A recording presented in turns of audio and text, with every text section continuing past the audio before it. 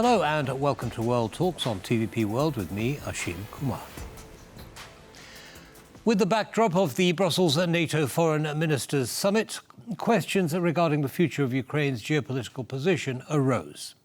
Ukrainian authorities strongly declare that they will not settle for anything less than full NATO membership to guarantee its future security. To reinforce this point, Foreign Minister Serbia brandished a copy of the Budapest Memorandum as he arrived at NATO, a pact made 30 years ago under which it relinquished nuclear arms in return for security assurances from major powers that ultimately proved worthless. Although NATO has stated that Ukraine's path to membership is irreversible, the alliance has not set a date or issued an invitation. Some analysts and diplomats have suggested Ukraine could receive security guarantees from individual Western countries rather than from NATO as a whole. What options are available to NATO and Ukraine and how to move forward? Well, to explore these questions, I am joined by Velina Tchakarova, who serves as a geopolitical strategist at her consultancy company FACE. Ms. Tchakarova, welcome to TVP World and thank you for taking the time. Thank you for the invitation. Big pleasure being with you. Thank you very much. Pleasure to have you. Now, what options does Ukraine have? NATO seems to be slow walking its way. There seems to be disunity between NATO countries about whether even to offer NATO a place on the table. So what's Ukraine to do? Well, it's a very difficult situation, first and foremost, for Ukraine, given also the political and economic turbulences in Europe, and also, obviously, given the fact that Ukraine has to prepare for Trump 2.0 presidency, which will be obviously putting also a kind of a plan, peace plan, whatever kind of plan you want to call it, which means, among many things, putting pressure on Ukraine and Ukrainian leadership to concede to a certain extent in its maximalist approach. Why maximalist approach? Because Ukraine has defined its victory in this war in one single sentence, that is restoring the territorial integrity of the country for 1991 internationally recognized borders. That is the sentence. And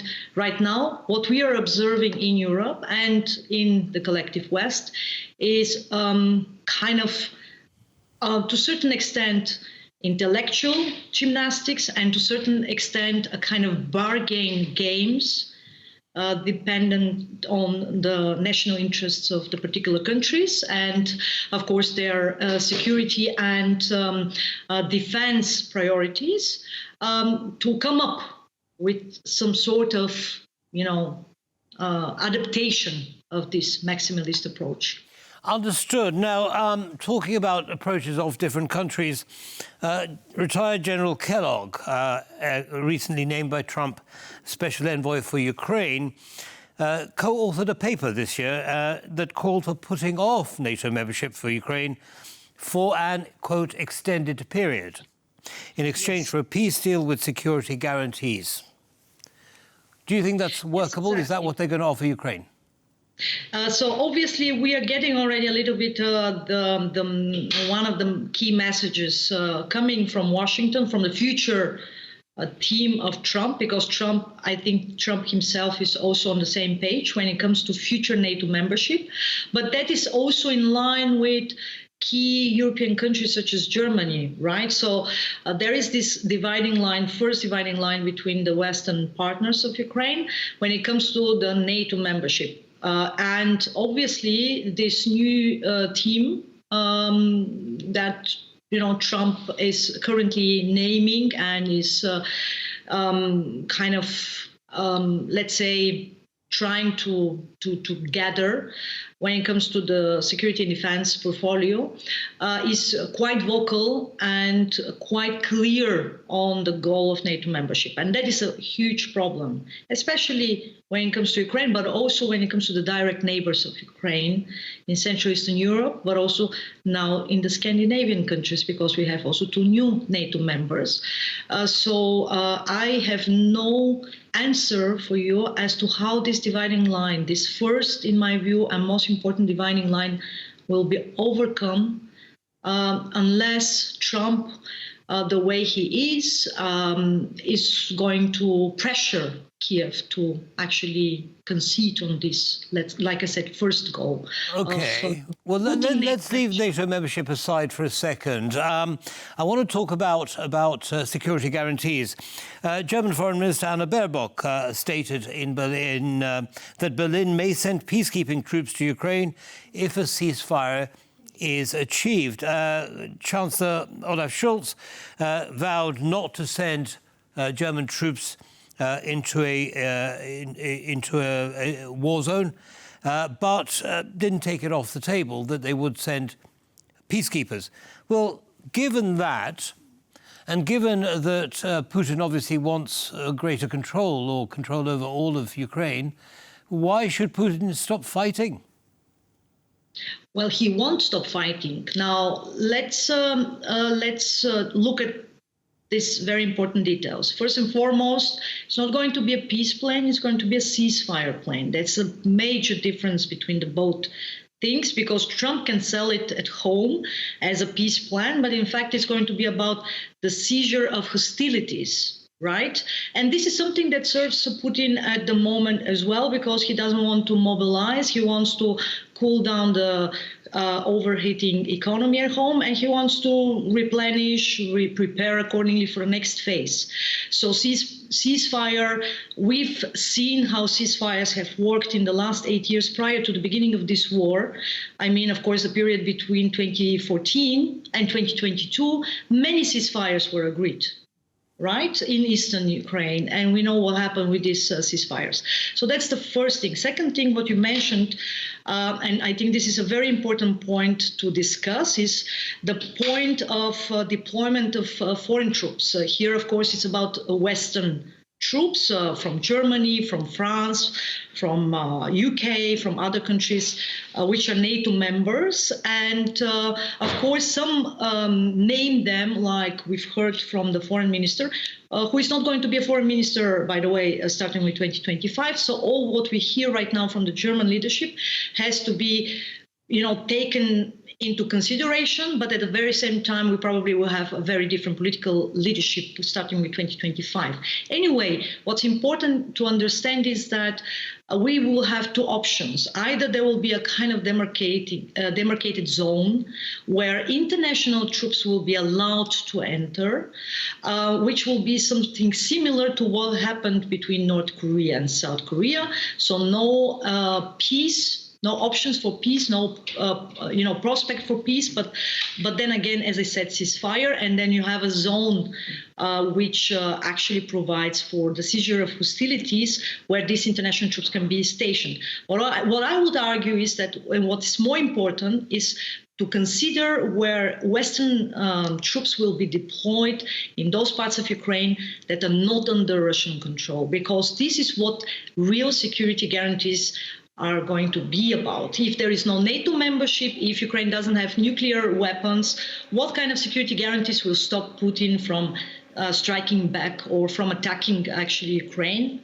If there is no military presence by foreign powers on the ground, and that I think is going to be the next big issue to discuss. And I just don't see it happening without actually green light coming from Washington. Understood. I want, in the last couple of minutes that we have left, I want to go to something that NATO Secretary General Mark Rutte said. He said allies are working to deliver on the financial pledge, 40 billion euros in security assistance to Ukraine. And he goes on to say he wants to change the trajectory of this conflict once and for all. Is that possible, do you think? It would have been possible 2.5 years ago. I just don't understand why the Western, decision makers and stakeholders took so much time and had to wait actually for 2.5 years to take the tough decisions. Of course, 14 billion. This is a sum we welcome.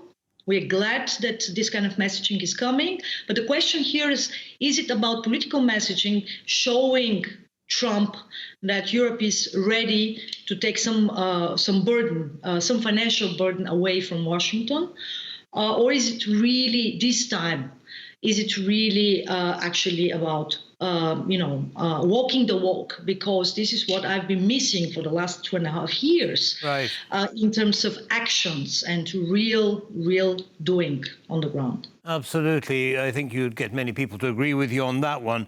Now, the United States has approved $725 million for weapons, but Antony Blinken makes a good point. He says, Ukraine's going to have to mobilize. It simply does not have the access to the manpower that Russia has. But he says as long as he gets, people on the front line, the US will supply them. What options does Ukraine have in terms of getting enough people, on the front lines in Ukraine? Unfortunately, not so many options, and that means reducing the age for mobilization, maybe trying to also, reach out to Ukrainians who have, been abroad for the last 2.5 years, calling for, international, soldiers who are not part of any national armies. We know for a fact that Russia has now deployed North Korean troops on Russian soil in Kursk region. So this is already going into a kind of global conflict, and probably Ukraine will also come to terms with that. But these are the options, more or less, without mobilization. By the way, Russia, similarly, without next mobilization wave, is not going to create any real facts on the ground. And and that is what awaits us for the next phase of this war. So limited options, perhaps having foreign troops there might be the best option if you can get a ceasefire. Velina Tchakarova, thank you very much indeed for sharing your analysis with our audience. Have a good evening. Thank you very much. Thank you. Bye-bye. Bye. And that's all from us in this episode of World Talks. Good night.